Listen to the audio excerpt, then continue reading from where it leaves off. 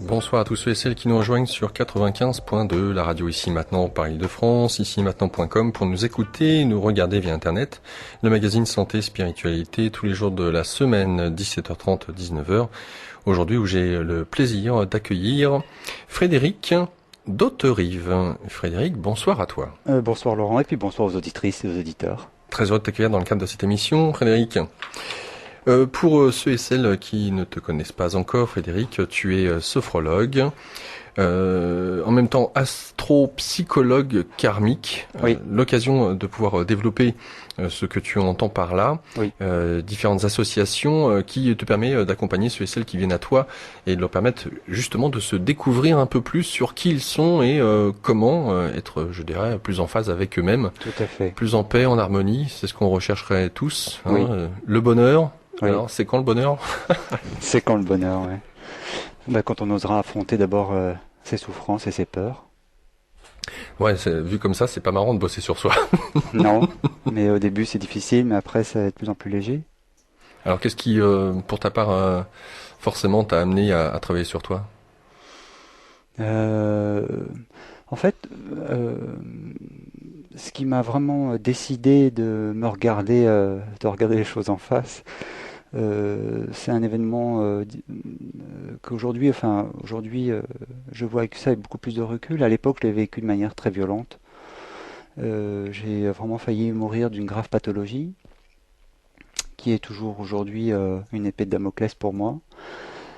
Sauf que si aujourd'hui on me l'apprenait, en fait, avec le recul que j'ai et le travail que j'ai fait, je le prendrais pas du tout de la même manière. Donc autant ça a été traumatisant en 95, ça a fait remonter plein de choses en même temps, un peu comme une bouteille de champagne qu'on débouche. Et donc c'est comme ça que c'est arrivé. Et ça a entraîné évidemment une pathologie, au niveau de la rétine grave, parce que maintenant je suis malvoyant. Et ça a vraiment été ce qu'on appelle le réveil. Voilà. Donc un peu comme le matin, quand on dort très profondément et qu'on entend le réveil et qu'on a juste envie de le jeter au mur et de ne pas se réveiller. Là, c'était plus possible. C'est vraiment plus possible. Est-ce que, d'après toi, et le travail que tu as effectué sur toi-même et le travail que tu proposes comme accompagnement, est-ce que tu estimes qu'il est nécessaire, ou est-ce qu'on peut parler de passage obligé, d'arriver pour être à ce réveil dont tu parles, qui est quand même je donne l'image, hein, un coup de pied au cul, ou le mur, hein, qu'on se prend le mur, voilà. Des fois, on pourrait se dire, mais comment j'ai pu être totalement aveugle, ou à ce point-là aveugle, pour ne pas voir le mur qui se rapprochait. De même que une autre comparaison qui pourrait être donnée, c'est la crise que nous vivons actuellement. Et pourtant, même si, d'après l'ONU, d'ici 2030, si on n'a pas changé radicalement notre manière de fonctionner, l'humanité est vouée à disparaître. Ça n'empêche pas de continuer à consommer. Et puis, il y a le marché qui est là pour nous dire un petit peu la croissance. Hein, faut penser à la croissance. Donc, on sait certaines informations, mais apparemment, je ne sais pas, ça rentre par une oreille, ça ressort par l'autre, on ne les prend pas en compte. Et puis après, on est tout étonné de ne pas avoir vu le mur arriver ou la claque, coup de pied au cul, chacun il donnera le nom qu'on veut. Oui, c'est un peu comme la pub jusqu'ici tout va bien. Voilà, exactement. Jusqu'ici tout va bien, jusqu'ici tout va bien. Et puis un jour, la souffrance vraiment arrive et j'ai petit à petit compris qu'en fait, ce n'était pas les faits qui faisaient souffrir, mais plutôt la perception qu'on en avait. Donc ça a mis du temps avant de réaliser ça. Hein. Ça n'est pas venu du jour au lendemain, ça aurait été bien sinon, mais donc, au bout d'un moment, on se dit voilà, la souffrance est là, et là maintenant, je peux plus faire autre chose que de l'observer, en tout cas de la vivre, parce que de toute façon, sachant que j'allais mourir, en fait, il était pour moi hors de question de mourir sans comprendre ce qui m'arrivait. Donc, je m'étais dit vraiment, moi, je veux bien mourir, mais une fois que j'aurais vraiment compris ce que je suis, plutôt qu'une fois que j'aurais saisi ce que je suis venu comprendre dans cette vie. Voilà. Donc ce que je suis venu apprendre. Voilà, je cherchais le terme, pas comprendre, apprendre. Parce qu'en fait, nos terrains d'expérience, et ça on le voit en astrologie, en fait, nos terrains d'expérience sont nos maîtres. Il est très facile finalement, curieusement, quand on regarde tous les sannyasines, en fait, ils tombent facilement en amour en fait de leur maître spirituel. même si celui-ci n'est pas forcément agréable, parce qu'un maître spirituel, c'est pas forcément quelqu'un d'agréable, hein. C'est pas cuicui et petits oiseaux, C'est hein. clair. On n'est pas au monde des dévas là, hein. Et autant en effet les sannyasines, etc., peuvent en effet tomber en amour facilement d'un maître spirituel, même s'il n'est pas agréable, autant les gens, curieusement, n'arrivent pas à aimer les expériences difficiles qu'ils vivent. Pourtant, plus on apprend à aimer les expériences difficiles qu'on est amené à vivre, plus en fait on a une chance d'apprendre, d'utiliser la situation et non plus de la subir. Alors c'est quoi? C'est avoir un esprit un peu maso Non. Je me mets à la Ah place ouais. des auditeurs qui Oui, écoutent, bien dire, sûr. celui-là, il Oui. aime ça. Ah oui, tu fais bien de le dire, Laurent. Merci. D'ailleurs, c'est vrai. Non, aimer, c'est-à-dire en fait, c'est pour moi, c'est accueillir le cœur ouvert. C'est accueillir le cœur ouvert et donc utiliser la situation, ne plus la subir justement. Donc on est dans l'acceptation. Voilà. Et, euh, et en même temps, on arrive à être dans cette acceptation à partir du moment où, en effet, on n'est pas identifié à ses pensées. Voilà. Il y Ah, a, il y a en effet un mental qui se met en route et qui s'agite. Le bouddhisme tibétain parle beaucoup d'immobilisme.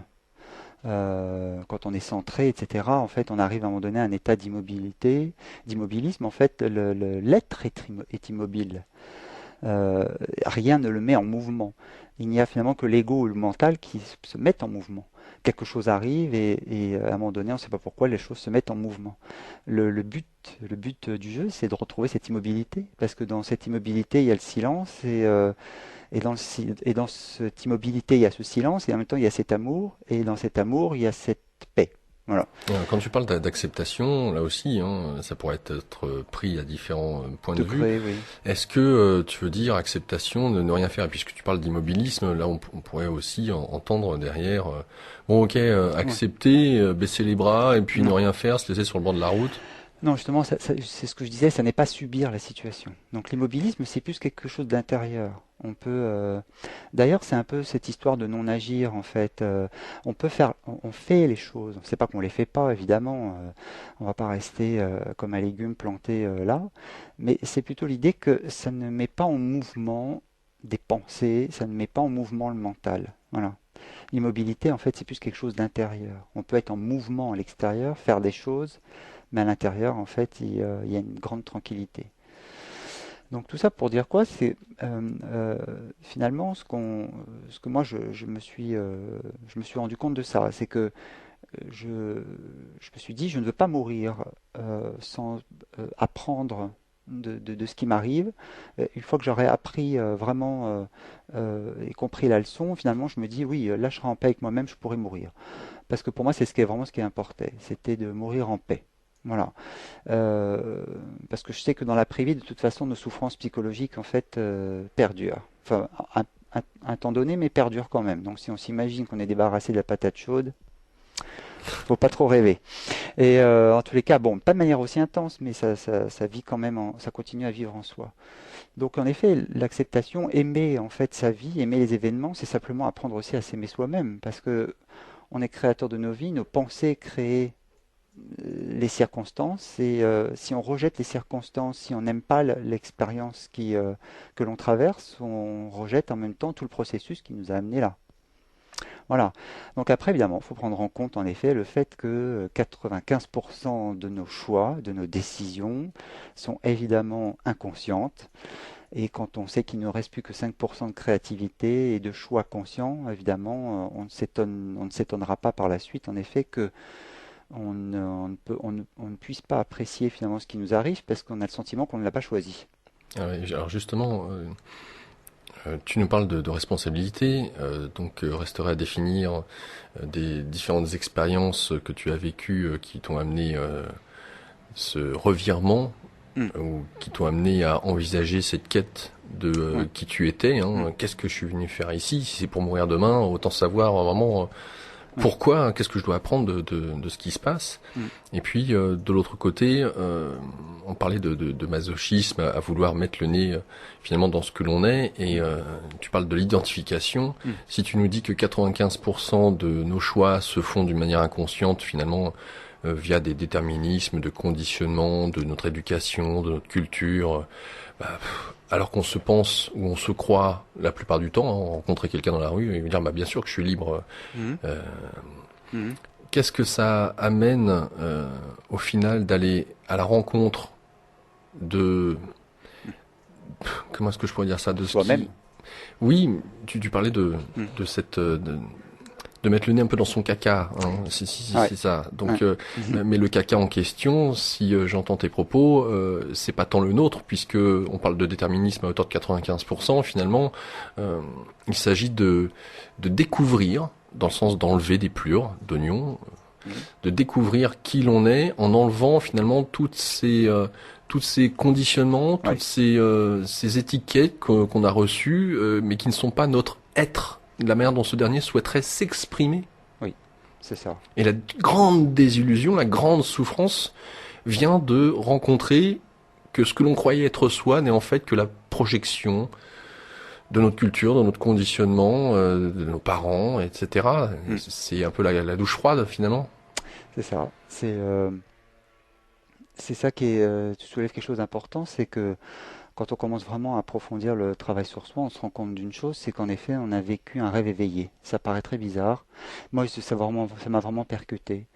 C'est-à-dire que, au même titre que quand on dort la nuit et qu'on rêve et qu'on fait des cauchemars, ce qu'on vit est totalement irréel puisqu'on est en train de rêver. Néanmoins, ça suscite des émotions, de la souffrance ou des peurs qui nous paraissent totalement réelles. Et bah, dans la vie, c'est exactement pareil. En fait, je me suis aperçu qu'on rêvait éveillé. Et ça a été un déclic pour moi. Enfin, il y a deux choses qui ont été un déclic dans ma vie. Il y a eu d'abord le fait Découvrir cette pathologie en 95. voilà, et puis de manquer de mourir in extremis. Et 14 ans après, de vivre en fait ce qu'on appelle un samadhi ou un satori, c'est-à-dire un éveil partiel pendant 3 heures. Donc ma situation 14 ans après n'avait pas changé, hein. J'étais toujours aussi mortel et à souhait. Et rien n'avait changé dans les conditions de ma vie finalement. Et je me suis aperçu que ma façon de le vivre à ce moment-là était totalement un bonheur total et inconditionnel. Et avec la paix qui va avec, évidemment, et la joie qui va avec. Donc ça m'a énormément surpris. Je me suis dit, d'abord, j'ai vécu vraiment cette réalité, parce que finalement, pas trop de gens vivent non plus, enfin, ont la chance de le vivre. Il y en a qui le vivent, mais qui ne savent pas qu'ils l'ont vécu, parce qu'ils ne savent pas en fait ce qui s'est passé. Moi, je savais en fait ce que c'était que cette expérience intellectuellement, et je l'ai vécu. Donc c'est vrai que entre le stress terrible que j'ai vécu et la souffrance terrible qui est remontée à ce moment-là, lorsque j'ai failli mourir, et 14 ans après, cette expérience en fait de Satori qui m'a permis en effet de faire un avec l'univers, alors ça c'est magnifique. D'un seul coup, je me suis dit, mais c'est pourtant la même, je suis toujours moi, c'est toujours, voilà, rien n'a changé dans ma situation. Mon corps est toujours le même. Euh, je suis toujours potentiellement aussi mortel qu'avant, mais ma réalité, la réalité intérieure avait totalement changé. Il y avait une espèce de transformation. Mon ego avait disparu, mon mental de même. Euh, Mon mental en fait n'était plus. Enfin, j'étais devenu maître de mon mental pendant ces 3 heures-là, et non plus le sujet. Voilà. Et ça m'a appris aussi beaucoup de choses. Et je dirais le troisième élément qui est venu beaucoup m'aider là-dedans. C'est une phrase que j'avais vue dans le film Le Client avec Suzanne Sarandon, qui était cherche la vérité te libérera. Le cocktail a fait que petit à petit, en fait, j'ai commencé vraiment à comprendre que le mental, lorsqu'il était négatif notamment, lorsque les croyances étaient négatives, en fait, nous éloignait de notre être, ça c'est une certitude, mais en plus générait véritablement de la souffrance. Alors curieusement, oui, cette souffrance, encore une fois, comme je disais, elle est issue d'une totale illusion. C'est ça qui est absolument faramineux. Et quand on se rend compte de ça, petit à petit, en fait, les choses deviennent de plus en plus légères, puisqu'on arrive à prendre les circonstances et ce que ça nous révèle de manière de plus en plus distanciée et donc de plus en plus légère, parce que dès lors que je sais que c'est quelque chose, une croyance qui est négative, je sais déjà qu'elle est fausse. Ça n'est Oui. pas la vérité. La vérité libère, le mensonge enferme. Et, Et le mental est fortiche, très fortiche, pour vous raconter tout et n'importe quoi à propos de vous ou à propos de l'autre ou à propos du monde. Alors justement, je pense qu'une des images qui pourrait parler fortement aux auditeurs, c'est celle de l'enfant qui s'imagine que dans le placard se trouve, ou même sous le lit, un monstre. Un monstre, ouais. Alors Oui, c'est un bon exemple. l'adulte a beau dire à son enfant, mais non, Non. il y a rien, ne t'inquiète pas. Le mental, lui, eh bien, génère. Gamberge. Ouais, tout à fait. Euh, Et comment... en plus, créer vraiment des réactions. Parce que c'est ça que je voulais dire, excuse-moi Je t'en prie. de couper, Laurent.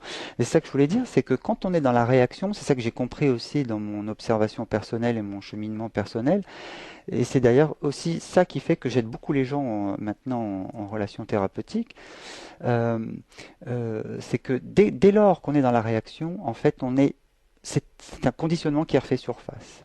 On n'est pas dans le choix, on est dans la réaction. La réaction égale ego égale inconscient, ou mental inconscient. C'est pareil. Pour moi, maintenant, c'est synonyme. Dès lors qu'on est dans l'action, c'est-à-dire qu'on est vraiment dans le choix, on est dans le moment présent, on est en face d'une situation, et on essaye de faire le meilleur choix possible en étant évidemment pas dans la réaction. Dès lors qu'on rentre dans la réaction, on est d'ores et déjà dans l'inconscient. Oui, et puis quand on parle de réaction, on entend tout de suite derrière le robot. Hein. C'est ça. J'appuie sur le bouton blip. Et C'est hop. ça, c'est ça. Et beaucoup de gens finalement s'imaginent avoir fait un choix, Hmm. alors que non.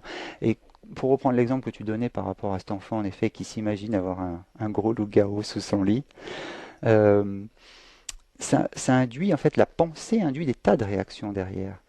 Ça peut être de la simple réaction, je me cantonne à mettre l'oreiller sur la tête et à me couvrir avec la couverture, mais ça peut avoir des réactions totalement beaucoup plus terribles que ça. Voilà, où l'enfant peut éventuellement par peur vraiment se jeter par la fenêtre s'il est vraiment super effrayé. Donc comme quoi, vraiment, il faut vraiment chercher en effet à ne pas être dans cette réaction-là, parce que les réactions de toute façon peuvent être cause de choses, d'expériences et d'événements qui auront des effets peut-être encore plus néfastes. Oui, On est vraiment dans la causalité là. exactement. Une Et ce pensée qui, induit un sentiment induit une pensée induit une façon de faire induit un destin. Enfin, je sais qu'en raccourci, le Dalai Lama disait vos pensées induisent un destin. C'est un raccourci hein, parce qu'il l'a développé bien mieux que ça en 10 lignes. Mais c'est ça. lorsque tu exprimais au tout début de ton intervention que mettre le nez dans son caca, donc dans ses conditionnements, et la grande désillusion de constater que ben, ce n'était pas moi, c'est des étiquettes qui m'avaient été apposées. C'est ça. Et que cette constatation eh bien, peut amener à glacer le sang, Mm. à un sentiment de perdre pied. Mm. Et tu nous dis, c'est quelque part un petit peu la condition sine qua non, obligée de traverser cela pour que ça soit plus léger par la suite. Oui. Dans quelle mesure est-ce que finalement la sophrologie, l'astrologie, telle que tu l'abordes, Oui. sont des outils qui permettent de s'affranchir. Alors, non pas tant peut-être de la douleur occasionnée par la prise de conscience. Dans quelle mesure finalement l'accompagnement que tu proposes, il permet de prendre conscience, d'aider à traverser cette douche froide la mieux possible Mm. et d'ouvrir peut-être de nouvelles opportunités. Mm. Alors, si tu veux, ce que j'ai constaté finalement, grâce à mon travail, fait que maintenant je pratique sur moi depuis une bonne vingtaine d'années, parce que c'était un peu antérieur à ma maladie, mais là je la faisais en dilettante, on va dire. Tant que ça allait bien, tout allait bien. Pas de souffrance, pas de picot aux fesses pour avancer, quoi. Pas d'oursin dans le pied. Donc maintenant, c'est vrai que la vision que j'ai du fonctionnement du mental par rapport à la conscience, enfin, tout ça maintenant pour moi c'est très clair et du coup c'est vrai que ça m'aide beaucoup dans l'approche que j'ai thérapeutique avec les clients que j'ai. Et du coup, en quoi en effet peut aider l'astrologie ou la sophrologie? Alors, si tu veux, pour commencer par l'astrologie en fait karmique, euh, la personne, en fait, lors de la consultation, va pouvoir en effet repérer quels sont les comportements dont il n'a pas conscience. Alors, et qui sont encore une fois toujours repérables, c'est-à-dire une planète se traduit par une façon de penser se traduit par un comportement. Donc c'est vrai que pour faire un exemple assez court, Euh, ceux qui ont des dominantes neptuniennes, par exemple, sont des gens en fait qui souvent sont très, comment dire, ont d'abord une image d'eux-mêmes absolument à chaque fois assez déplorable. Au contraire des plutoniens qui ont toujours des images d'eux absolument fabuleuses. On est vraiment dans le paradoxe entre Neptune et Pluton. Donc autant les Neptuniens ont une image d'eux assez déplorable, donc finalement assez soumis aux aléas de la vie et aux décisions des autres. Et les Neptuniens, on les repère à quoi? C'est est-ce que tu veux de la glace? Ah bah oui, si tu veux. Mm. Voilà. Démonstration par A plus B. La personne ne veut rien pour elle-même. Elle a du mal à savoir ce qu'elle veut vraiment. Donc du coup, elle est toujours soumise en fait aux autres. Et donc ça, forcément, ce genre de comportement induit forcément derrière des expériences qui vont avec. C'est-à-dire que c'est des gens qu'on va retrouver en effet dans des expériences, dans les cas les plus tragiques, hein, évidemment, dans les expériences où les gens sont battus, etc. Enfin voilà, ça peut aller très très loin, hein, la soumission et l'image de soi dégradée. Hein. Ça peut aller vraiment dans quelque chose d'assez léger, à une légère souffrance, un mal-être, à quelque chose de beaucoup plus profond et des expériences beaucoup plus dures. À la différence, un plutonien, c'est pas du tout le même comportement. Ce sont des gens qui ont en général une très belle image d'eux-mêmes. En tous les cas, pour une planète qui est bien aspectée. Hein. Parce que le côté bien aspecté de Neptune, parce que ça c'était le mauvais côté Oui. de Neptune, Tiens, le oui. bon côté de Neptune, c'est des gens hypersensibles qui en général ont une capacité d'intuition remarquable. Et cette capacité d'intuition remarquable ou de médiumnité, etc., est d'autant plus claire que la personne en fait s'est nettoyée. Voilà, il y a vraiment, voilà, ça marche avec. Et pourquoi? Parce que euh, nombre de personnes que parfois j'ai eu en cabinet qui sont médiums et qui ont du mal à gérer cette médiumnité parce qu'en fait elle leur suscite des émotions terribles.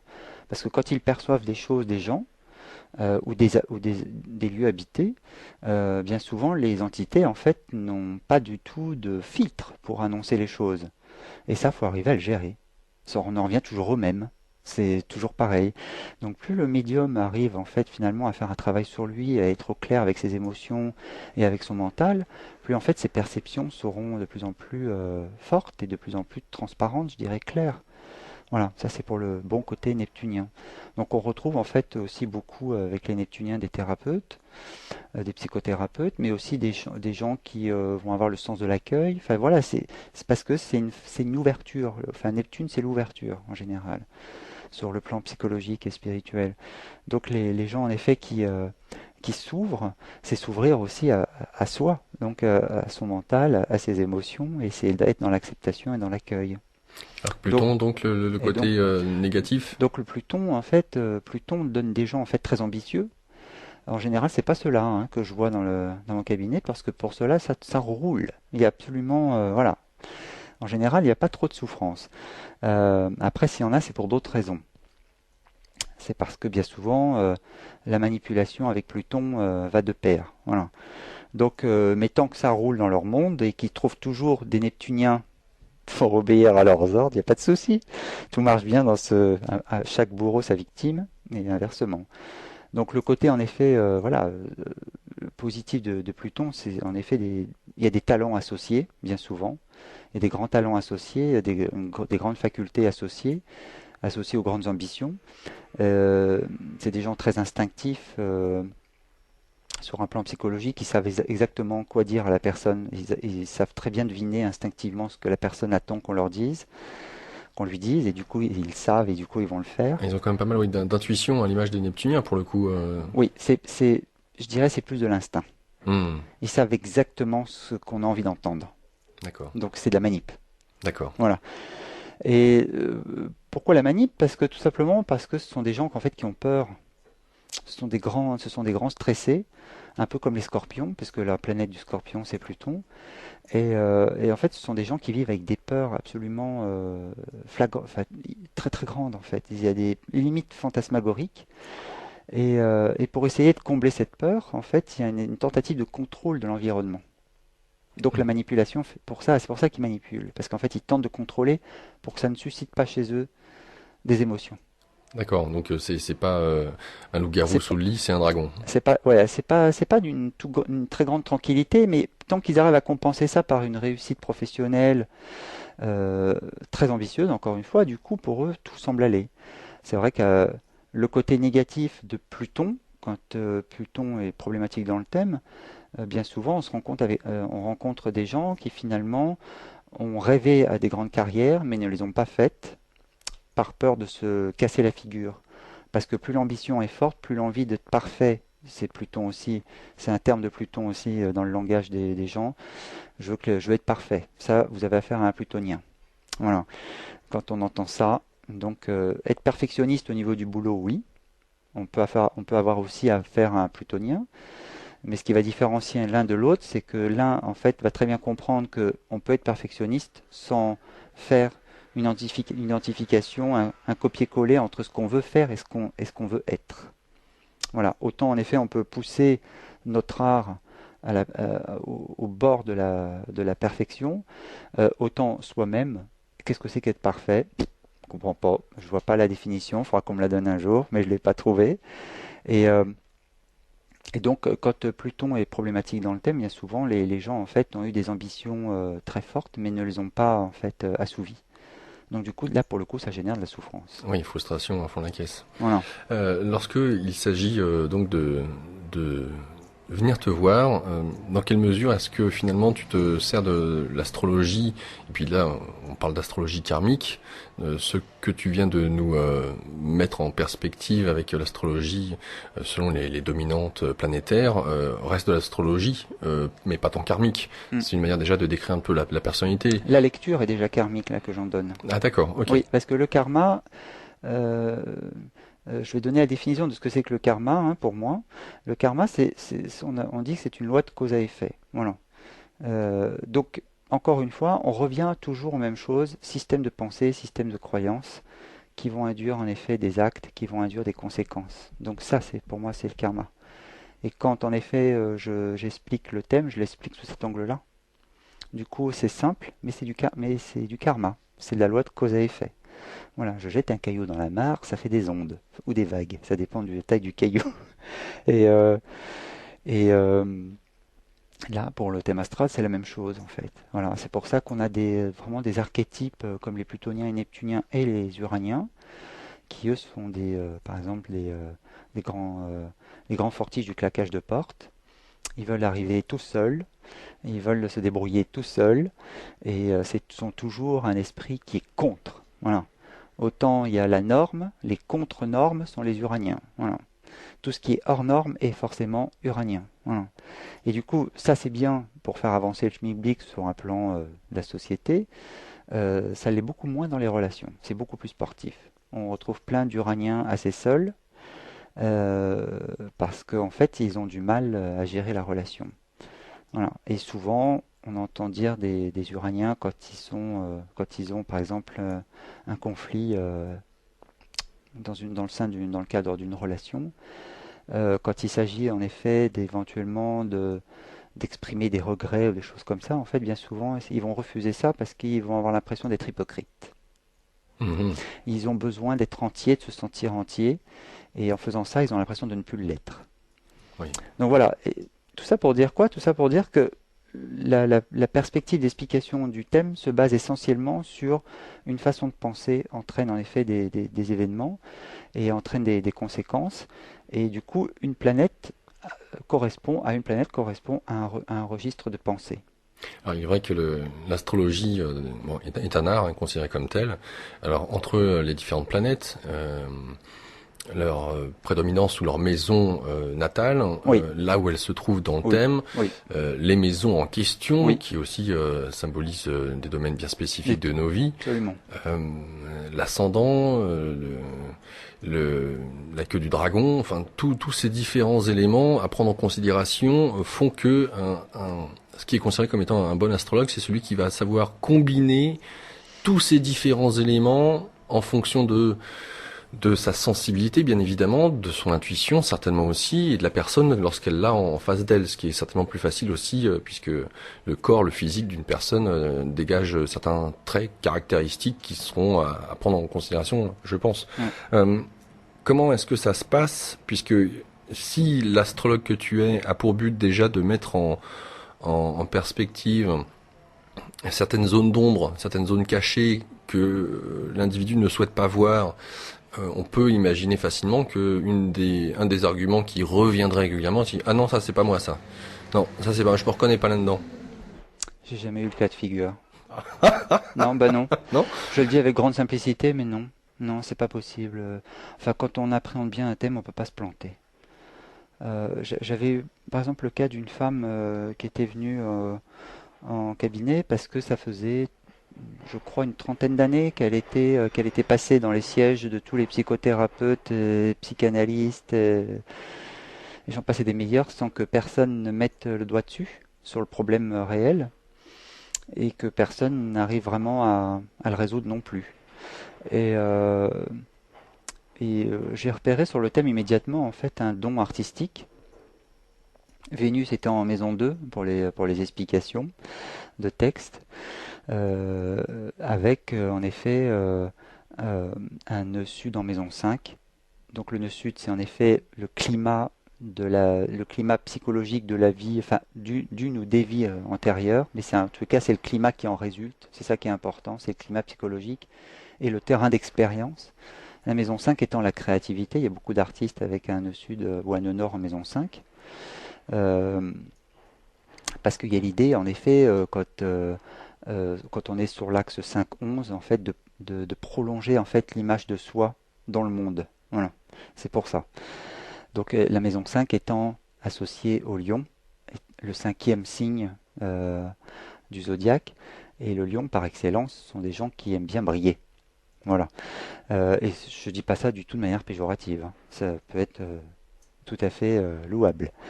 Euh, donc nœud sud en maison 5, Vénus en maison 2, nœud nord forcément en maison 11 à l'opposé, et il y avait un Pluton rétrograde. Voilà. Et quand j'ai vu cette personne, j'ai commencé en fait direct par lui demander si elle avait des rêves quand elle était petite, des rêves de devenir. Voilà. Et euh, sur le moment, non, non, j'en ai pas. Donc je l'ai laissé un peu s'expliquer, puis je suis revenu à ma question parce que moi je suis un peu comme un pitbull, tant que j'ai pas la réponse qui me convient, celle où je sens en effet que ça peut libérer la personne, je reviens sur le sujet sans arrêt. Et là je lui dis bon bah ne parlons plus de rêve, alors est-ce que vous aviez un talent quand vous étiez plus petite? Alors là la réponse est sortie toute go, oui, je voulais chanter. Et cette femme, en fait, en plus, avait une particularité. Elle avait une voix, en fait, très grave, bien plus grave que celle de Patricia Cass. Donc, un timbre de voix intéressant pour une femme, hors norme, finalement, capable de chanter, en effet, des chansons de Nougaro, faut le faire, avec la même tessiture, bien entendu, hein. Et voilà. Mais cette femme, en fait, n'est pas allée plus loin parce qu'il y avait des grandes peurs plutoniennes, rétrogrades, donc négatives, en fait. Et elle a laissé ça de côté parce que pour elle, étant une perfectionniste née, elle voulait des aigus qu'elle n'arrivait pas à avoir. Elle n'a pas cherché en fait à se détacher de je veux tout de suite, maintenant, parfaitement. Et du coup, elle a tout abandonné. Ce qui est tout à fait plutonien, Oui, tout ou rien. c'est tout ou rien, absolument. Ce qui est tout à fait aussi dans la lignée plutonienne, c'est tout ou rien. Et du coup, elle a tout lâché.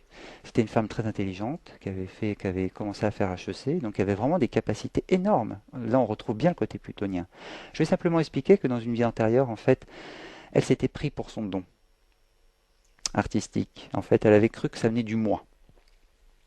Et je dis du coup, il y a eu en fait un échec au niveau social. En fait, il y a eu comme une personne, en fait, il y avait l'image en fait d'une personne qui s'était cassée la figure socialement, voilà, qui avait dégringolé. Et du coup, elle avait inconsciemment gardé ces peurs-là. Mais dans cette vie, elle ne s'en souvenait plus. Donc, ce qui apparaissait seulement comme facteur de blocage, c'était le côté perfectionniste. Bah oui, mais quand on s'est cassé la figure dans la vie précédente sans comprendre ce qui nous arrive, il est évident que dans la vie suivante, on se dit on va plus m'y reprendre, donc je vais être parfait. Elle a interprété ça comme je n'étais pas parfaite. Voilà. Mhm. Alors, est-ce que ça donne suffisamment d'éclaircissement, par exemple sur l'exemple d'un thème, je ne sais pas. Mais voilà comment j'aborde les choses. Je l'aborde de manière très simple. Je ne vois pas du tout le poisson. ce que les gens apprécient chez moi, c'est ma franchise et mon honnêteté.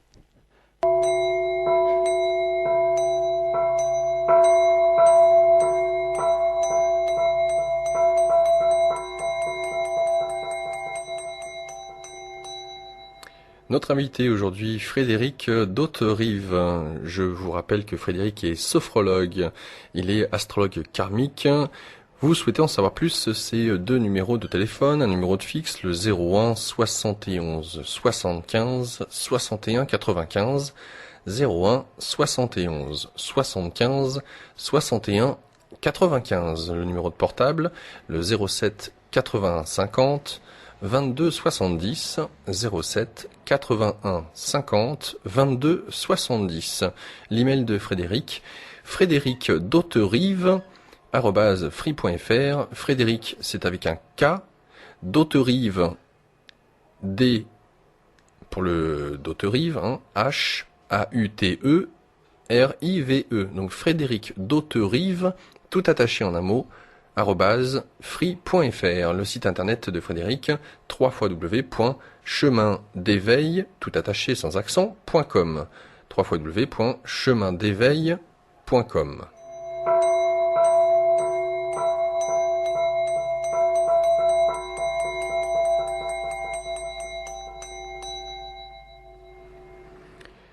Frédéric, est-ce que pour toi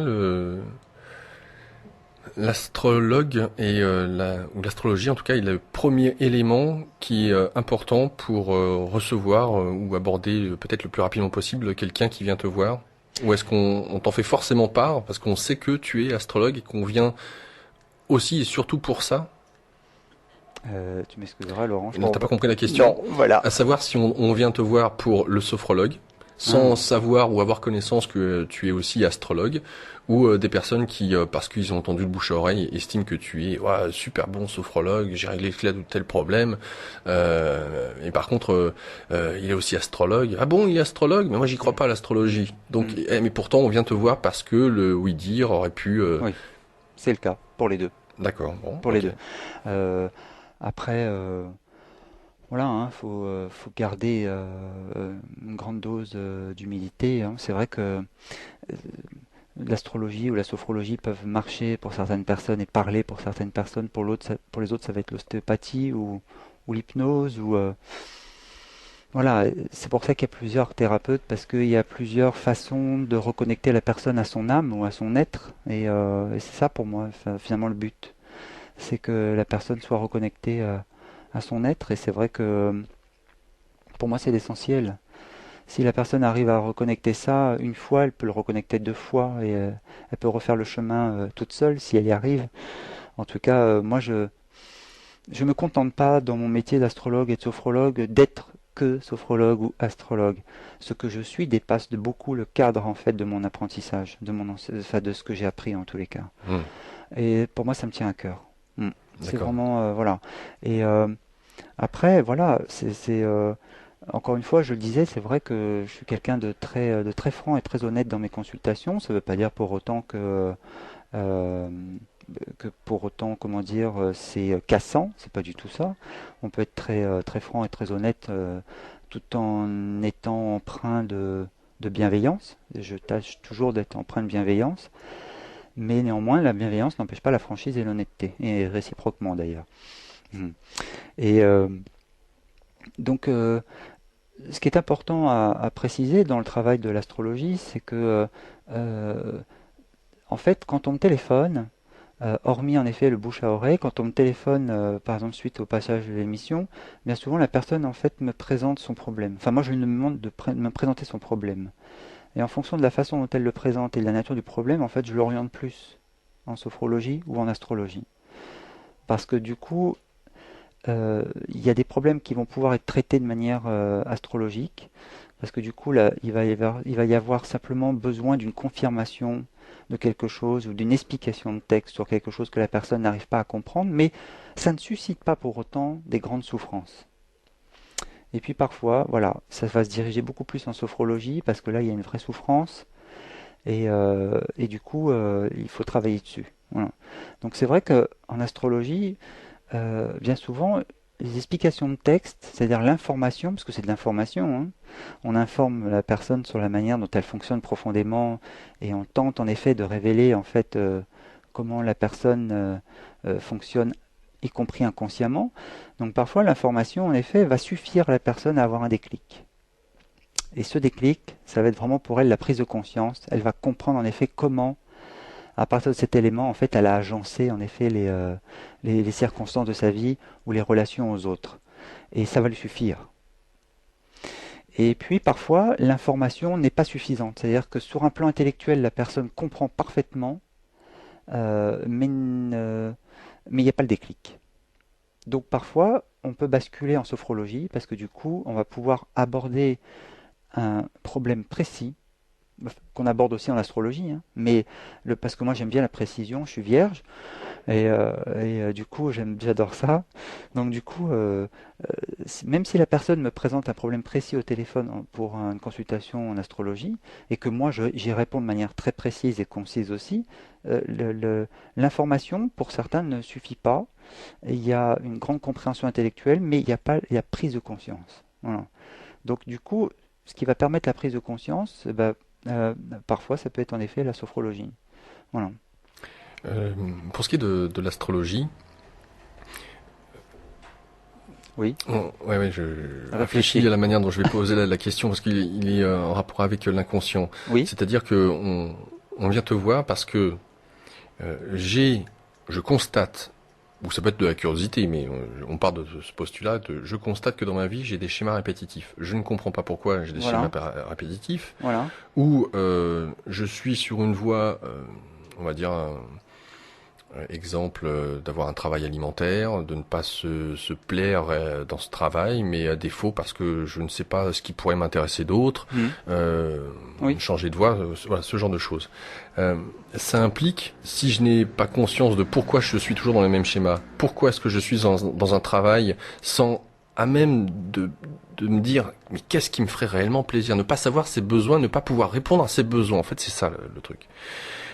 Ce que tu mettrais en perspective avec l'astrologie, ça serait des zones qui seraient cachées, qui seraient des zones d'ombre, C'est ça. mais ces parties qui Oui, seraient, je dirais bien, inconscientes, oui. dès le moment où tu les révèles à Mhm. la personne qui est devant toi, Mhm. dans quelle mesure est-ce que cette dernière peut les valider si elle n'en a pas conscience? Encore une fois, c'est une question de ressenti. La personne Mhm. sait que c'est vrai. Voilà, elle le ressent. Et ça se passe toujours comme ça. Maintenant, il a été démontré, en effet, par notamment, je crois, pas Greg Braden, mais comment il s'appelle, Bruce H. Lipton. En effet, qu'on peut avoir on peut, si on demande à quelqu'un, est-ce que vous voulez être heureux, est-ce que vous voulez réussir, est-ce que la personne consciemment, la partie consciente va répondre oui. Voilà. Et là, quand j'apporte une information à la personne, c'est la partie consciente qui prend ça en compte. Mais toute la programmation, pour autant, ne peut ne pas sauter. Mais parfois, ça arrive. C'est ça que je disais tout à l'heure. C'est quand l'information arrive, du coup, parfois, la conscience, la partie consciente comprend et le prend avec, et le conditionnement saute. Ouais, ça Parce peut que être un d'un seul coup, il y a un facilitateur. éclaircissement Ouais, soudain. ouais. Mais parfois, ça ne marche pas comme ça. Alors, la personne, évidemment, va peut-être, parce que c'est enregistré les consultations, donc du coup, les personnes peuvent amener leur Un dictaphone, dictaphone. etc. Donc, du coup, elle peut le réécouter, et peut-être à la réécoute, ou voire même à la réexpérience de la chose, peut en effet avoir un déclic. Après, s'il n'y en a pas, parfois une question de temps, parfois pas du tout, mais on peut en tout cas travailler ça en sophro. Voilà, sur un plan très pratique et très concret, c'est-à-dire qu'on travaille sur une scène très précise. D'accord. Alors, exemple de mise en situation, pour ce qui est de la sophrologie, en fonction de... Je peux juste faire Je t'en une prie. parenthèse, parce que je suis en train de repenser à quelque chose. Par rapport à cette femme qui était, enfin, qui avait une ambition en effet de vouloir être chanteuse, etc., et qui ne l'a pas fait, euh, quand elle m'a dit, mais maintenant j'ai 55 ans, c'est foutu, je lui ai dit, écoutez, j'ai dit, pour construire une carrière peut-être, ceci dit, il y a toujours des miracles possibles, moi je ferme jamais la porte, hein.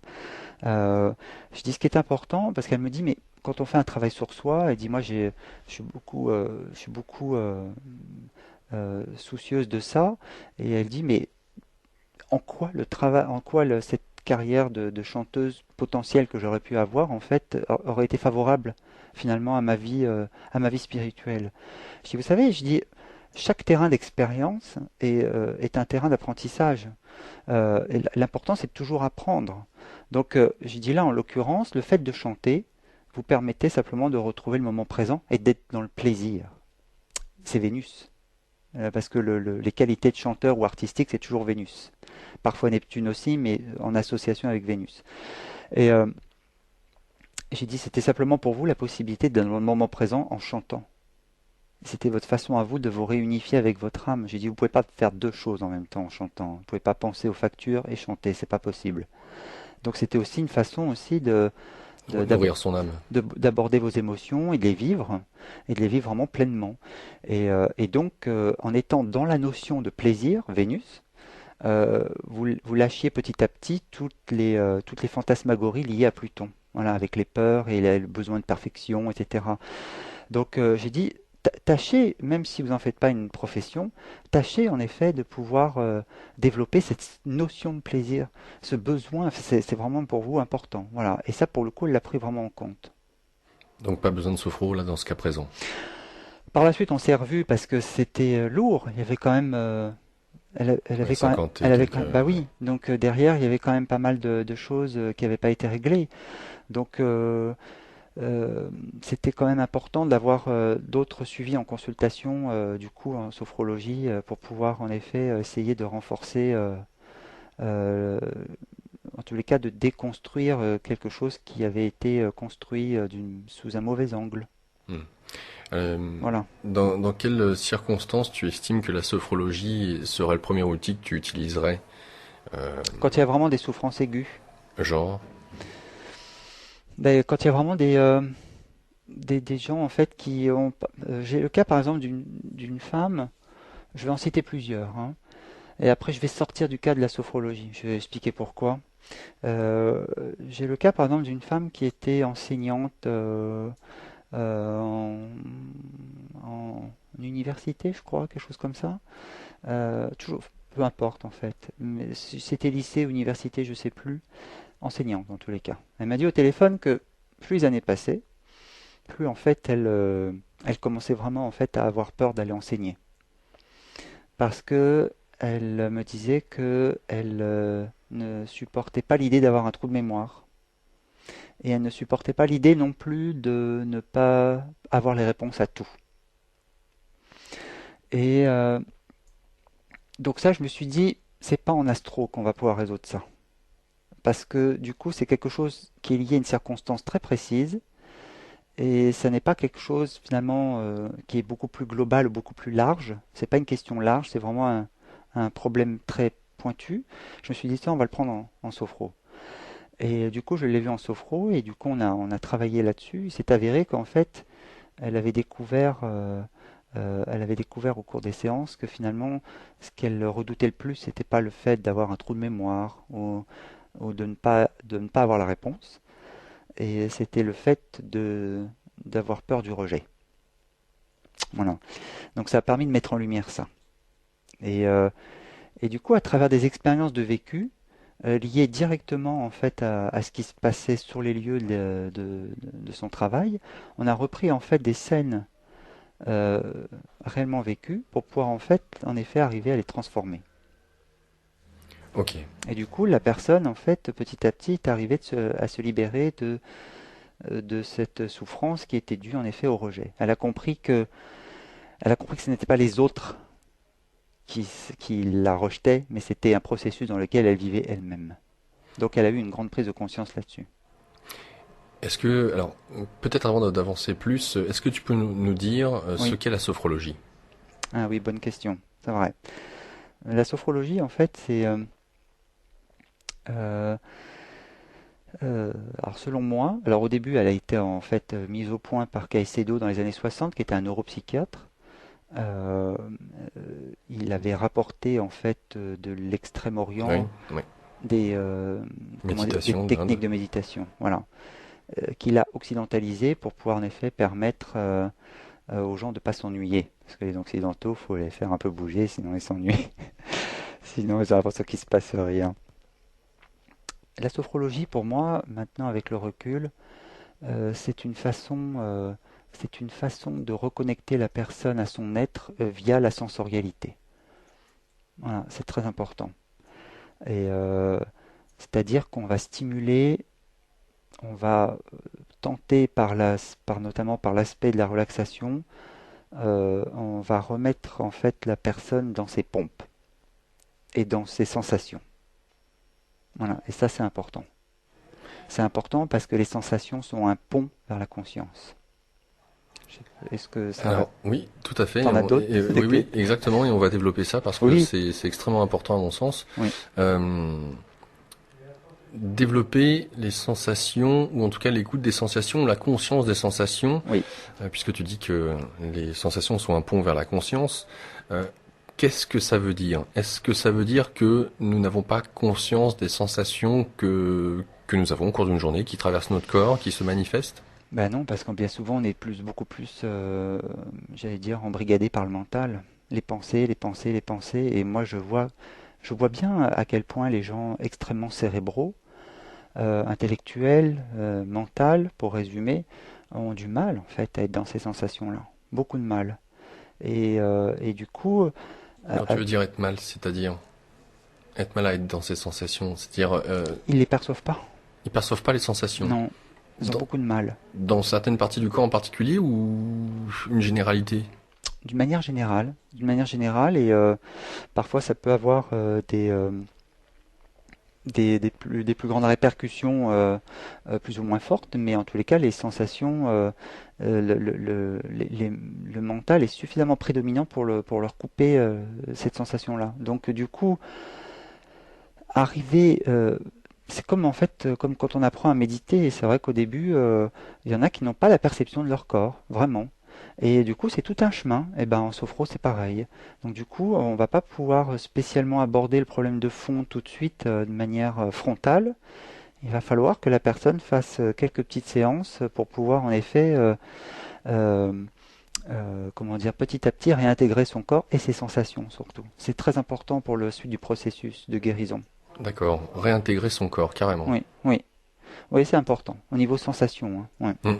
Alors justement, quand tu nous parles de sensations pont vers la conscience, alors je sais pas, je vais peut-être pas jusqu'à te demander ce qu'est la conscience, mais en quoi est-ce qu'il est important de nourrir cette conscience des sensations ou oui, parce que oui, conscience, sensation, en quoi le fait d'avoir conscience des sensations est une manière de réintégrer son corps et en quoi est-ce important? C'est important pour la suite des opérations quand on tente de régler un problème en sophrologie. Parce que du coup, au contraire de l'hypnose où en fait on travaille sur le mental, il y a un mental qui est enfin, directement effectué sur la boîte à outils qui est le mental. Là, on va aborder les choses sur un autre angle. C'est-à-dire qu'il n'y a pas de suggestion du tout en sophrologie. Il n'y a pas de vous êtes détendu, etc. Ce qui serait juste une aberration, parce que si la personne a une crampe musculaire au moment où je dis ça, il y a un conflit qui opère directement dans son esprit entre ce que je lui dis et ce qui se passe. Donc il n'y a pas de suggestion du tout. Et ce qui est important, pourquoi en effet l'importance des sensations? Parce qu'encore une fois, on se rapproche, en effet, encore une fois, c'est ce pont qui mène à cette conscience. Et du coup, c'est dans cette conscience-là euh, que, que, j'allais dire, tous les possibles existent. Voilà. Donc du coup, c'est la conscience qui apporte la réponse. En tous les cas, moi, dans ma technique que j'ai développée aujourd'hui, j'ai dépassé un peu le cadre de la sophro, c'est exactement ce qui se passe. Et je vais m'expliquer plus loin, parce que du coup, quand je disais tout à l'heure, en effet, que ce que je suis dépasse le cadre de ce que j'ai appris, c'est vraiment une réalité. Et on le voit encore mieux en sophrologie. Parce que finalement, dans la technique que j'emploie, encore une fois, c'est toujours basé sur des expériences vécues, dont on a le souvenir. Voilà. C'est assez important parce que du coup, ça a plus de chances de pouvoir fonctionner. Donc du coup, je replace la personne dans un état de relaxation profonde, où encore une fois, je ne dis pas à la personne vous êtes relaxé, vous êtes détendu, mais je l'amène à prendre conscience de sa respiration, des bruits. C'est même la première chose que je dis. Écoutez ma voix ou écoutez les bruits aux alentours, et s'il n'y a pas de bruit, écoutez le silence. Parce que c'est la première des choses. Je dis souvent soyez avec les choses, pas contre ni pour, avec. C'est voilà. Donc du coup ça résume plein de choses. Et une fois qu'on est dans ce état de relaxation profonde, en fait, je fais travailler la personne sur cet événement qui l'a fait souffrir. Et, euh, et par la suite, donc je ne vais pas expliquer ma technique parce que sinon il y en a qui pourraient la piquer. Et néanmoins, ce qui se passe, c'est que pendant cet exercice précis sur un événement précis, je vais demander des choses, je vais demander à ce que la personne fasse des choses, en imagination, en visualisation, bien entendu. Et en fait, c'est la conscience qui souvent apporte la solution ou la réponse. L'inconscient ou la conscience? Le conscient, la Le- conscience. La conscience. Oui, c'est la conscience. Pour Alors, moi, d'où amène-t-il les solutions? encore une fois, pour moi, la conscience, c'est tous les possibles. Euh, c'est, on dit souvent, je crois, enfin j'ai déjà entendu dire que le Dieu était omniprésent et omniscient. Voilà. Pour moi, cette conscience, c'est ça, c'est cette omniscience et cette omniprésence. Et du coup, j'allais dire, pour reprendre en version plus catholique, Dieu nous connaît parfaitement bien. Donc il sait parfaitement aussi où sont nos écueils et il sait parfaitement comment nous en sortir. Donc je fais un peu un parallèle avec ça. Et pour moi, cette conscience, c'est ça. Elle sait exactement ce dont on a besoin pour notre évolution et aussi comment, en effet, sortir d'une souffrance. Et c'est cette fameuse conscience qui apporte cette réponse. D'accord, donc tu permets finalement à la personne qui est allongée en mode sophronique Mm. de connecter cette conscience plus vaste que sa petite conscience égotique. Oui, c'est vrai que je fais la différence, merci de me le dire. C'est parce qu'il y a des choses qui me paraissent tellement évidentes que du coup je pense pas à les citer. Je fais la différence en effet avec la conscience avec un grand C, de celle de la conscience ordinaire, Éveillé. celle avec laquelle on gère le matin son café, les tartines sur le beurre, etc., le coup de fil, etc. Voilà, ça c'est la conscience ordinaire, celle qui est gérée par le mental. Voilà. Autrement, la conscience avec un grand C, c'est vraiment autre chose. Et le moyen de rentrer en communication avec cette conscience, c'est en ayant conscience, c'est le cas de le dire, Mm. des sensations du corps. Oui, c'est un pont. Et C'est un pont important. donc est-ce à dire que les sensations perçues sont descriptibles, qu'elles ont un langage propre? Alors, c'est-à-dire que pendant en fait que je fais faire les exercices aux gens, bien souvent en fait ils ont des sensations qui se surajoutent finalement à la séance de relaxation. Il y en a qui vont sentir des courants d'air frais, d'autres d'air chaud, des picotements, d'autres qui vont pouvoir ressentir davantage certaines parties du corps ou pas. Et donc ça c'est des choses en fait qui se manifestent parce qu'en effet on focalise notre attention sur le corps. Dès lors qu'on est dans notre mental, on est coupé de notre sensation corporelle. Ça me paraît assez logique. Et de mon point de vue, en tous les cas. Et c'est vrai que dès que les personnes, en fait, qui sont pas habituées à cet exercice-là, commencent à se connecter sur leur respiration, sur les différentes parties de leur corps, etc., et que du coup, elles focalisent leur attention. Focaliser l'attention sur quelque chose, c'est être conscient, hein. C'est vraiment porter son attention et sa conscience sur quelque chose, sur une partie de soi, soit main gauche, sa main droite.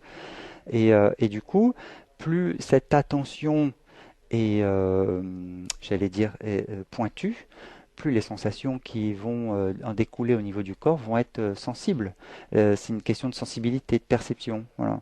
Et du coup, il peut s'accompagner pendant la séance de relaxation, en effet, des sensations que moi je ne nomme pas, mais que la personne peut ressentir sur son corps pour le coup. Mais qu'elle ne... Alors, imaginons une personne, parce qu'il y a plusieurs facteurs, c'est-à-dire comment tu peux prendre en considération le fait que, déjà d'une part, une personne peut-être ne sera pas, allez, admettons, en contact avec les sensations de ses jambes. Voilà, admettons. Est-ce que c'est important ou pas qu'elle soit en contact avec les sensations de ses jambes? Tu nous dis que les sensations sont une passerelle avec la conscience avec un grand C. Mm. Oui. Mais en admettant que elle ne ressente pas ses jambes. Alors, tu parles d'un travail à effectuer parce que c'est la condition sine qua non, ça dépend de chacun. Et ben justement, ça va être tout un travail, ça va être tout un processus pour qu'elle puisse avoir la sensation au niveau de ses jambes. Et du coup, c'est à force, en effet, encore une fois, de focaliser vraiment comme un faisceau, en fait, l'attention sur quelque chose qui finit par déclencher certaines prises enfin, une expansion de la conscience. En fait, quand on relaxe les gens, euh, qu'on les sophronise, en fait, et qu'on les rapproche finalement d'eux-mêmes et de leurs sensations, finalement, on tend en fait finalement à expanser la conscience. C'est exactement la même manière que quand on médite, on expanse sa conscience. Et du coup, en sophrologie, il y a plein de terrains d'application, y compris les gens qui ont, par exemple, ça peut aller de la gestion du stress jusqu'à gérer une maladie importante comme un cancer ou une tumeur, etc. Parce que la personne va travailler consciemment sur la réduction de sa tumeur.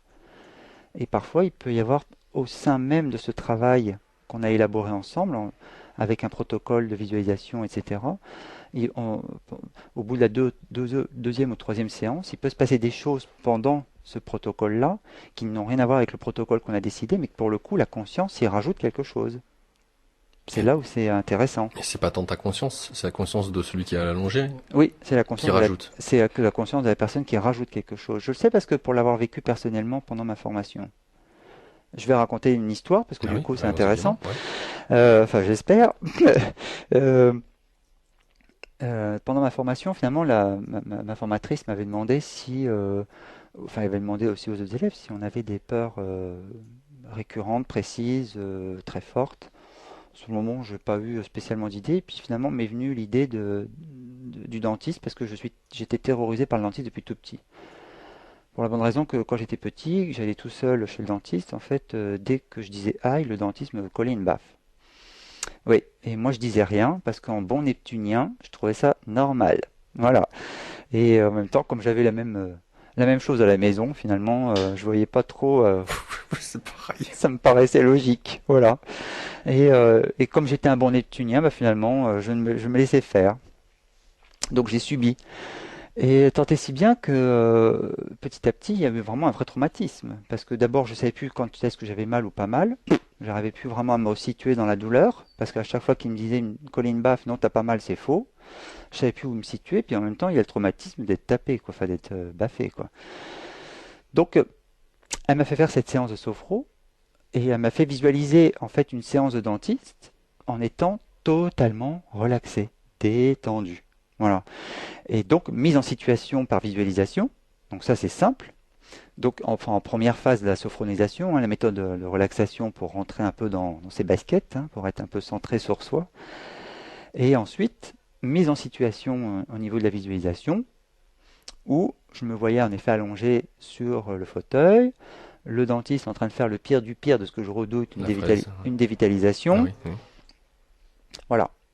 Ce qui s'est passé, c'est qu'à un moment donné, ma conscience a rajouté quelque chose qui n'était pas prévu au programme.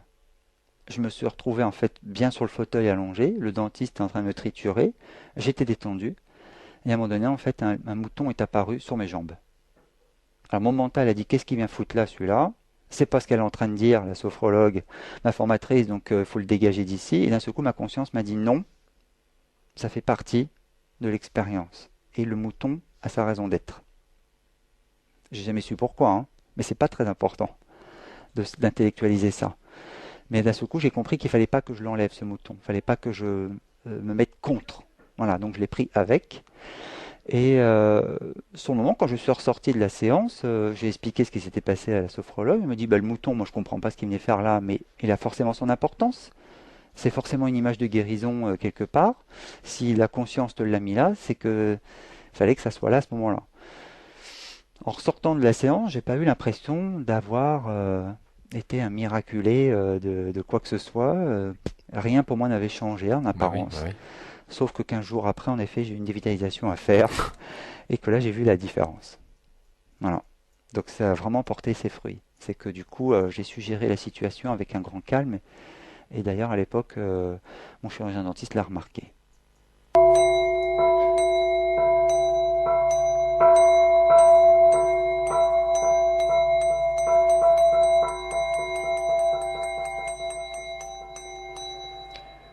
notre invité aujourd'hui, Frédéric Dauterive. Frédéric Dauterive qui, je vous le rappelle, est sophrologue, astropsychologue karmique. Vous souhaitez en savoir plus? Voici un site internet déjà, www.chemindéveil en un mot tout attaché.com, chemindéveil.com. Un numéro de téléphone fixe, le 01 71 75 61 95, que je répète, le 01 71 75 61 95.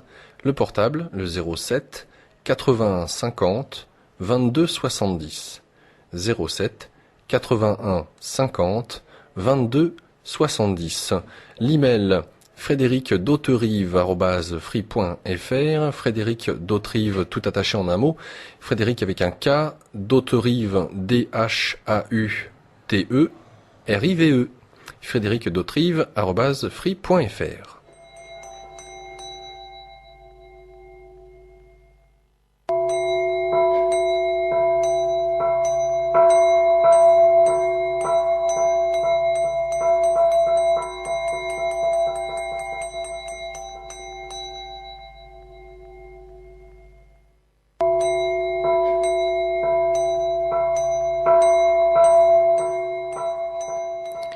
Frédéric, je profite pour ouvrir le standard et laisser la place aux auditeurs et leurs questions. Le 08 92 23 95 20. Bon nombre d'éléments ont été donnés depuis 17h30. L'occasion donc pour les auditeurs de poser une question peut-être un peu plus spécifique et précise que je n'aurais pu le faire. Parmi les différentes pathologies problématiques auxquelles peut se proposer la sophrologie, quelle serait-elle? Parce que c'est relativement vaste, C'est vaste. Au final. C'est vaste, c'est très vaste. On peut vraiment aborder beaucoup de choses. Il y a, comment dire, les angoisses, il y a les addictions. De toute façon, tout ce qui touche aux problématiques de l'être humain, de toute manière, dès lors que le mental fout le boxon, Bah oui. c'est voilà, donc c'est vrai que c'est encore une fois que quand j'ai expliqué avec en effet on peut travailler aussi sur une maladie, notamment les réductions de tumeurs, etc. Parce que pendant ce travail de visualisation, au bout de la troisième ou la quatrième fois, peu importe, même la première fois, enfin c'est pas une question de temps, il peut se passer des choses. La conscience peut d'un seul coup amener des éléments très importants qui vont en effet du coup potentiellement améliorer le pronostic dans le bon sens de la maladie. Voilà. Donc c'est à partir du moment où en effet il y a le mental pose un problème quel qu'il soit. Pourquoi les gens ont des addictions, pourquoi les gens en effet ne serait-ce que si on parle des addictions comme l'alcool, le fric, le sexe, je sais pas trop quoi, les jeux de poker, les jeux d'argent, etc. Enfin, il y a plein d'addictions finalement. Les addictions, c'est pas très compliqué. La personne ne peut plus supporter sa souffrance. Et elle trouve un moyen dérivatif pour fuir ça. Donc à partir du moment où on comprend que tout est basé sur ce système-là, je ne veux plus ressentir ma souffrance. Et l'humanité en a développé Il y a foison. une créativité énorme, surtout là en plus avec les technologies nouvelles, voilà. Donc les jeux en ligne, etc. Voilà, c'est la personne en fait ne sait pas, parce que la personne ne sait pas comment gérer cette souffrance, tout simplement. Donc ou se sentant totalement submergée, elle trouve un dérivatif pour ne plus la ressentir. Donc voilà, et ça peut durer comme ça 30 ans, 40 ans, une vie entière. Alors là, j'en ai une bonne à te soumettre comme souffrance. Attention, accroche-toi. Vas-y. L'addiction aux autres. Aux autres. Et oui, c'en est une. Oui, et puis notamment au compagnon ou à la compagne. Oui, c'est la dépendance affective. Oui, tout à fait. La dépendance affective, oui, absolument. Et du coup, petit à petit, on peut apprendre à la personne en fait à aimer librement. J'ai le cas de quelqu'un en ce moment en consultation qui est exactement là-dedans.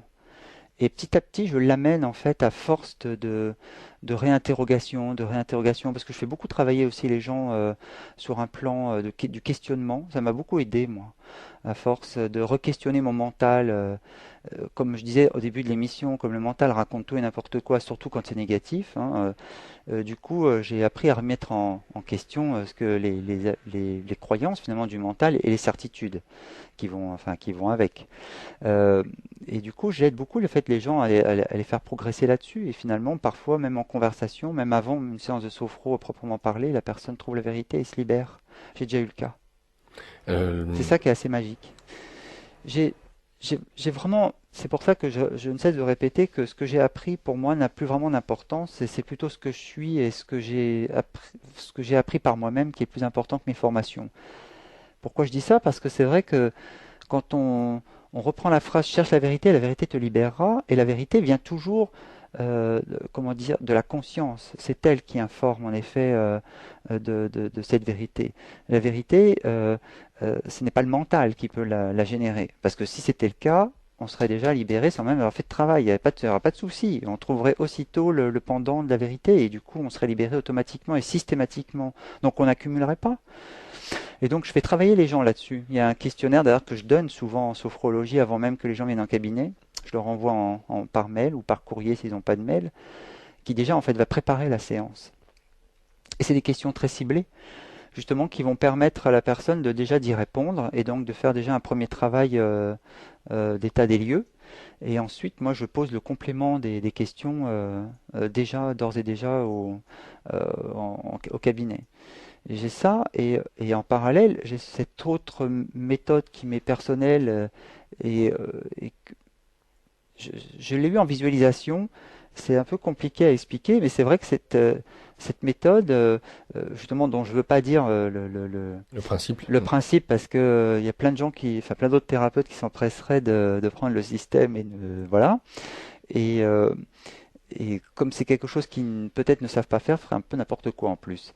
Mais cette méthode-là, en tous les cas, qui est une méthode assez simple, qui n'a pas besoin en effet d'étaler pendant des heures et des heures sa souffrance, c'est pas du tout le cas. Il y a juste besoin de dire voilà.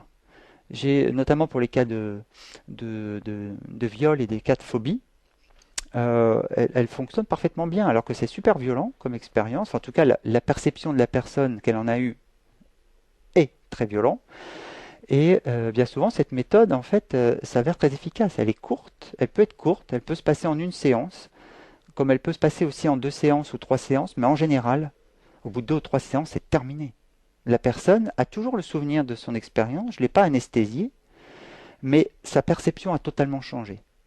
Et du coup, la souffrance a totalement disparu. Et bien souvent, la personne a un regain d'énergie par la suite. On a l'impression qu'elle est redevenue en fait maîtresse ou maître de sa vie, acteur de ses décisions et de ses choix. Et c'est comme si finalement la séance avait permis d'abolir la victime. Voilà. D'accord, redonner son propre Voilà. pouvoir. Donc c'est une séance qui n'a pas besoin véritablement où on rentre dans des grandes explications. Je demande simplement, vous souvenez-vous de votre expérience ou d'une expérience qui a été douloureuse? Oui. Voilà. Pour moi, le début de la séquence commence là et la fin de la séquence va se terminer là. Voilà. Vous avez bien ça en tête et maintenant on va travailler là-dessus. Donc il n'y a pas besoin de dire, ouh là là, je me suis ressenti comme ça, comme ça, comme ça, comme ça. Ça sert à rien. Du tout. Voilà. Donc moi j'ai déjà vu des miracles en une seule séance, des personnes qui ont rouvert les yeux avec beaucoup de larmes, mais des larmes en fait de gratitude, où moi j'ai entendu quelqu'un me dire je vais pouvoir maintenant pardonner à mon père. Et pour moi ça c'est la meilleure guérison qui soit, parce que là le cœur s'est rouvert. Voilà. Donc voilà, parfois ce qu'on peut. Euh, c'est vrai qu'en sophrologie, encore une fois, enfin, en tout cas dans ma méthode de travail, on peut aborder beaucoup de choses difficiles, euh, des cas, euh, des cas parfois complexes avec des souffrances énormes, et bien souvent, comme je suis pugnace, on arrive à quelque chose, on arrive à nos fins. Voilà. Le 08 92 23 95 20. Nous allons accueillir tout de suite Bachir. Bachir, bonsoir. Oui, bonsoir Laurent. Bonsoir Bachir. Bonsoir Frédéric. Frédéric. Oui, j'avais une question concernant par rapport à une sorte d'accumulation qu'on a plus tard. Tu peux parler plus fort, Bachir, s'il te plaît?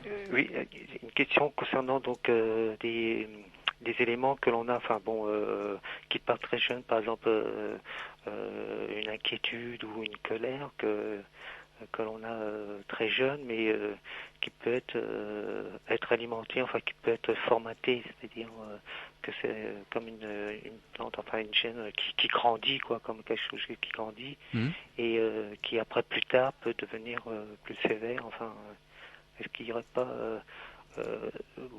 possibilité de comprendre enfin une origine, enfin de quelque chose qui nous fait souffrir. Alors, Euh, l'origine pour moi en fait est très peu importante. C'est-à-dire que ce qui a déclenché la colère pour moi n'a pas vraiment en soi beaucoup d'importance. Je m'attarde jamais là-dessus.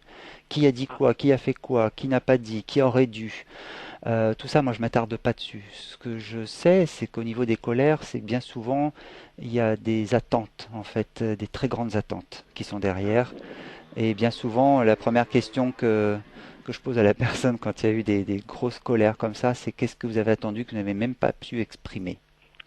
C'est L'attente des autres, c'est ça. oui, les attentes qu'on a vis-à-vis des autres, absolument. Et je pars toujours du principe que plus on arrive à exprimer consciemment ses attentes, moins on a de chance. Elles peuvent être déçues, mais du coup, ça ne se transformera pas en colère. Quand on en est au stade de la colère, c'est que, en effet, il y a eu de l'accumulation, il y a eu de la résignation, et, euh, et il y a eu des attentes qui n'ont pas été comblées, et au bout d'un moment, en effet, ça explose. Et ça, c'est tout à fait, on peut tout à fait travailler ça assez simplement en sophrologie. Et par rapport à la peur, enfin, À la- qu'il y a, enfin, les angoisses, enfin, ça aussi, ça peut être travaillé, enfin, sortir de, enfin, Oui, parce que à travers en effet des exercices qui sont en effet enseignés en sophrologie, où encore une fois tout est issu et basé sur la conscience sensorielle. C'est très important. Et encore une fois, les angoisses, il faut bien comprendre que c'est un processus mental. Si on arrive à sortir la personne de ce processus mental, c'est-à-dire de façon en fait, à ce qu'elle prenne de la distance. Et c'est quoi prendre de la distance? C'est pas dire oh là là, je veux plus en entendre parler, pas du tout, ça serait du déni. On met encore un couvercle sur quelque chose. C'est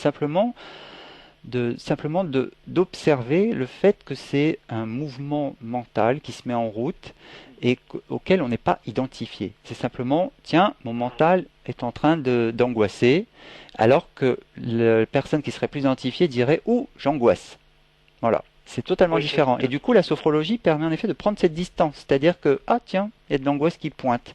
Et du coup, petit à petit, la personne en fait arrive à, je dirais presque à apprivoiser. C'est ce que je disais au tout début de l'émission, quand je disais aimer. C'est-à-dire que du coup, on arrive à prendre ça avec soi, sans pour autant l'entretenir, sans pour autant l'approuver, sans pour autant s'y résigner, mais on arrive en fait à le prendre avec soi, puis dire tiens, il y a une angoisse qui pointe, et si je voulais pousser plus loin les choses, sans vouloir les compliquer, ça serait plutôt ma conscience perçoit une angoisse. Voilà, si je voulais vraiment être super précis. d'accord. Oui, c'est parce que c'est surtout par rapport, pour moi, par rapport à cette angoisse, c'est-à-dire que comme j'essaye de faire un peu de relaxation et dès qu'il y a une pensée de peur, enfin, Oui. et après j'ai du mal à sortir. Enfin, il y a un pincement, enfin, au C'est niveau une, du corps et c'est je une, veux relâcher, j'arrive plus. Enfin, oui, c'est une peur qui, avec laquelle une image précise est associée ou pas? Ou c'est quelque chose de diffus? c'est diffus justement parce que j'arrive pas à voir. D'accord, ok. Si- Alors, dans ces cas-là, quand cette peur en effet remonte pendant vos séances de méditation, vous dites qu'en effet à un moment donné vous n'arrivez plus du coup à revenir à ce que vous faites. Oui, voilà. C'est ça? D'accord. Voilà, j'arrive plus à relâcher, à me redétendre. Je suis focalisé sur. Voilà. Vous avez trouvé le mot parce que vous êtes focalisé dessus. Ah oui, d'accord. Donc il faut. Eh oui. Et Enfin, oui. bon, après défocaliser, c'est Et oui, parce que focaliser son attention sur quelque chose, c'est faire un choix.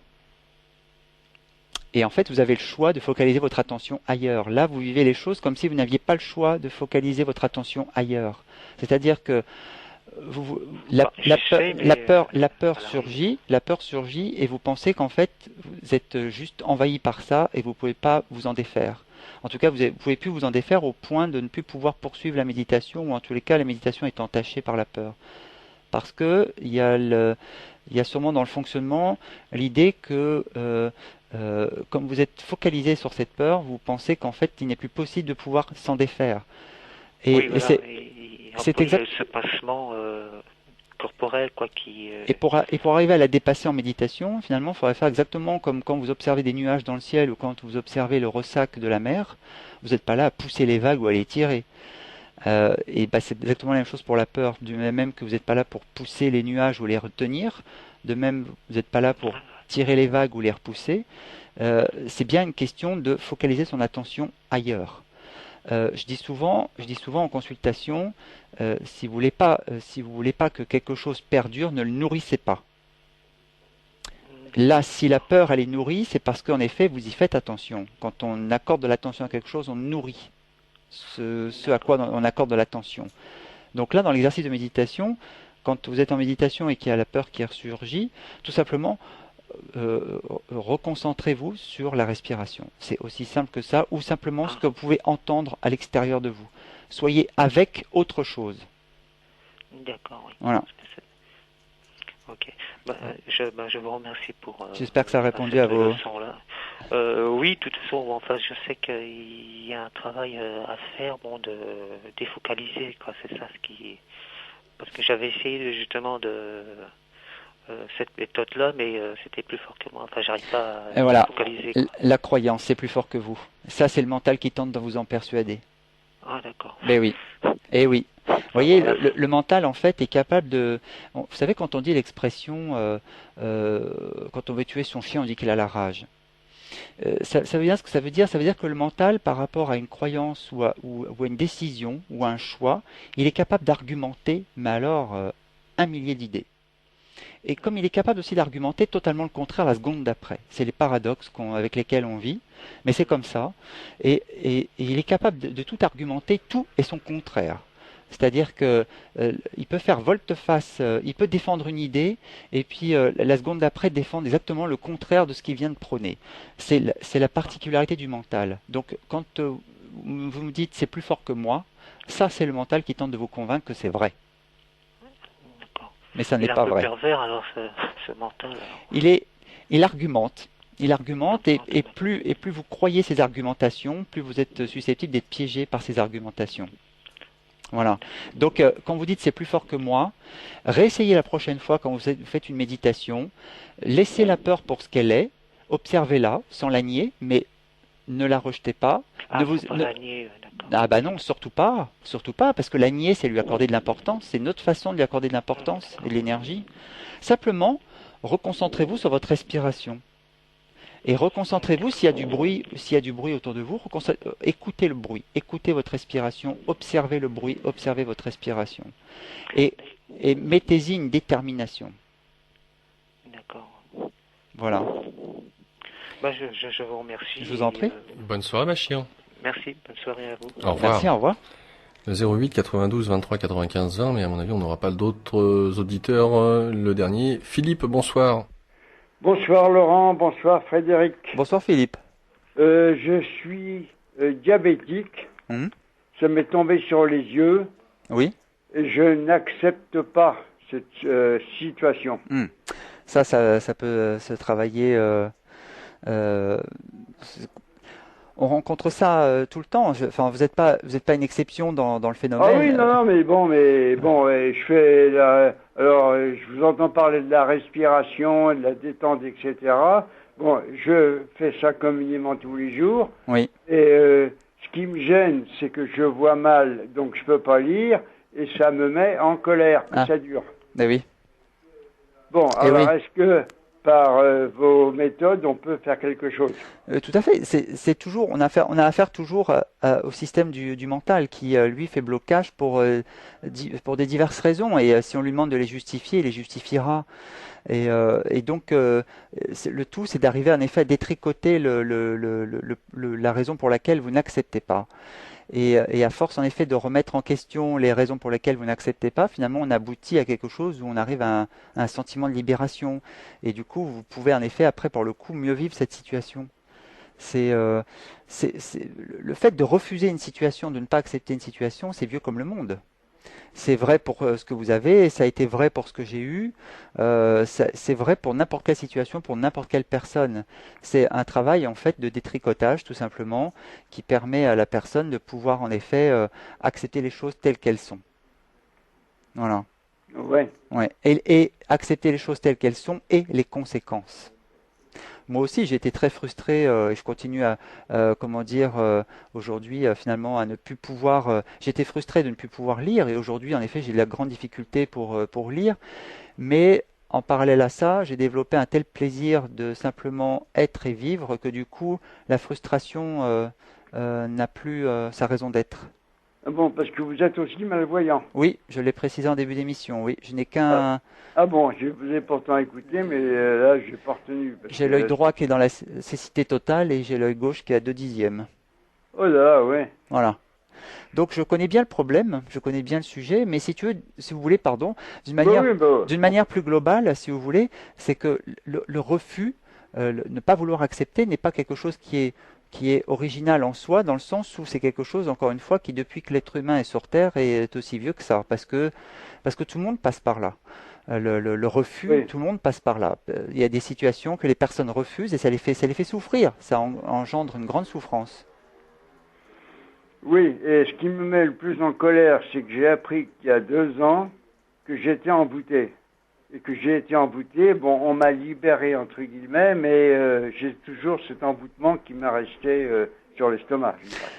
Alors ça, pour moi, ça, c'est une manière, enfin, c'est une façon dont les médiums ou certains voyants disent les choses en disant, oh là là, vous avez des gros problèmes, mais vous êtes envoûté. Ça, c'est une manière de déresponsabiliser la personne. Ça veut dire, c'est pas de votre faute, c'est une entité qui vous colle le train, et tout ce qui vous arrive, c'est de la faute de l'entité. Alors ça, c'est pas du tout mon discours, on va tout à fait à l'inverse. Moi, je me dis, l'entité, je veux même pas en entendre parler, parce que d'abord, on n'a même pas la certitude qu'elle existe, déjà et d'une. Soit revenons au plancher des vaches. Hein. Moi, je suis très Pragmatique. pragmatique, merci. Et travaillons sur ce qui est, et on peut travailler sur le mental, et si on peut travailler sur le mental, ça, c'est du travail concret. Et de toute façon, j'ai tendance à penser que si entité il existe, ça veut dire qu'en effet il y a une fragilité mentale. On renforce cette fragilité mentale. Par exemple la déprime. Prenons la déprime, il y a des entités qui éventuellement aiment coller les gens déprimés. On va dire ça comme. Oui, et en même temps, je vais mettre à la fin parce que la dernière page promotionnelle à faire et qui est quasiment l'heure. Ok. Voilà Philippe. Bon, désolé pour l'explication de texte. D'accord, merci. Au revoir. Au revoir, Bonne soirée, au revoir, Philippe. merci Philippe. De toute façon, Philippe, n'hésitez pas à contacter Frédéric si vous souhaitez en savoir plus hors antenne. Bien évidemment, il est là pour répondre à vos questions. C'est la dernière page promotionnelle.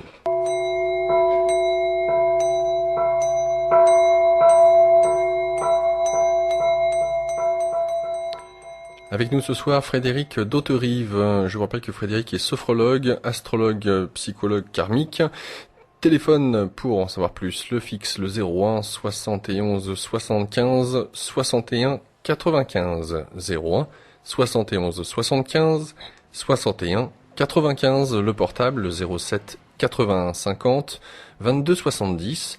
07 81 50 22 70. Le site internet de Frédéric, chemindéveil.com, chemin d'éveil en un mot, tout attaché.com, et son email pour le joindre, frédéricdauterive@free.fr, Frédéric c'est avec un K, Dauterive, DHAUTE, RIVE, Frédéric Dauterive, tout attaché en un mot, @free.fr.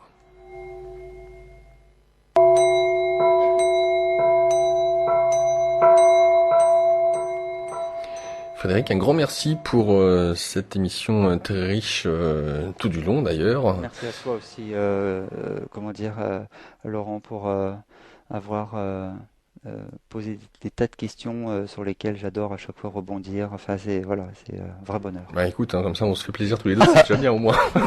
Oui, en tout cas, moi j'ai eu grand plaisir aussi. Donc, j'espère que les auditeurs ou les auditrices ont appris certaines choses. En tout cas, ça a suscité leur curiosité. Je sais pas. Enfin bref, j'espère avoir appris quelque chose. Voilà. Ça, à n'en pas douter. Avoir laissé ma trace quelque part. Au revoir Frédéric, bonne soirée et bonne continuation à toi. Merci à toi aussi. Et merci aux auditeurs. Au revoir. La suite de notre programme sur ici-maintenant.com, puisque nous quittons la bande FM, l'occasion pour vous d'écouter ou de réécouter l'émission d'hier soir avec Lisandre et retour sur la bande FM à partir de 23h avec l'émission de Tristan Moire. Tristan qui analyse vos rêves en direct. Le nom de l'émission, Entrer dans le rêve. Bonne soirée à vous tous et à demain 17h30 pour un nouveau magazine Santé Spiritualité. Bonsoir à tous, le magazine Santé Spiritualité tous les jours de 17h30 à 19h sur Ici Maintenant 95.2 FM, ici-maintenant.com pour nous écouter via internet.